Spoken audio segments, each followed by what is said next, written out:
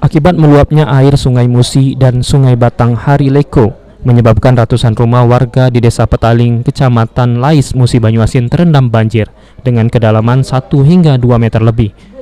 Banjir yang merendam ratusan rumah warga sudah terjadi selama 1 pekan yang disebabkan air Sungai Musi meluap serta tingginya intensitas hujan yang terjadi dalam 1 bulan terakhir sehingga mengenangi hampir seluruh desa.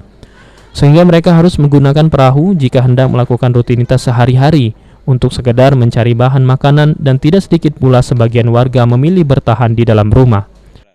Banjir sudah berapa lama, Pak? Kurang lebih 10 hari. 10 hari sudah. Ini banjir akibat apa, Pak?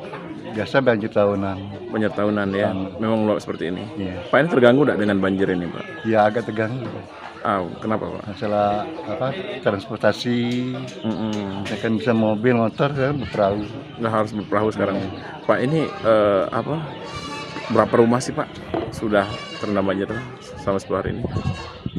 Kurang lebih 340-an. 3 rumah, Pak ya. Tapi memang tiap tahun seperti ini? Tiap tahun seperti ini. Tiap tahun seperti ini. Sudah dapat bantuan dari pemerintah? Belum. Hingga saat ini pemerintah desa sendiri bersama aparat TNI Polri setiap hari harus melakukan patroli untuk memantau kondisi warga yang berada di rumah mereka bertahan di lokasi banjir. Untuk saat ini TNI Polri kita bekerja sama membuat tim gabungan untuk tetap memantau perkembangan dan memantau keadaan masyarakat yang ada, baik itu anak-anak, untuk menghindari kalau terjadi hal-hal yang tidak memungkinkan. Ini setiap hari patroli terus, Pak? Ini kita lakukan, baik dari TNI Polri tetap melakukan pemantauan dan selalu patroli di lapangan.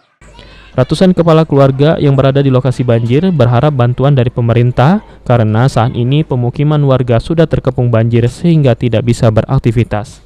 Ruzi Iskandar, PAL TV.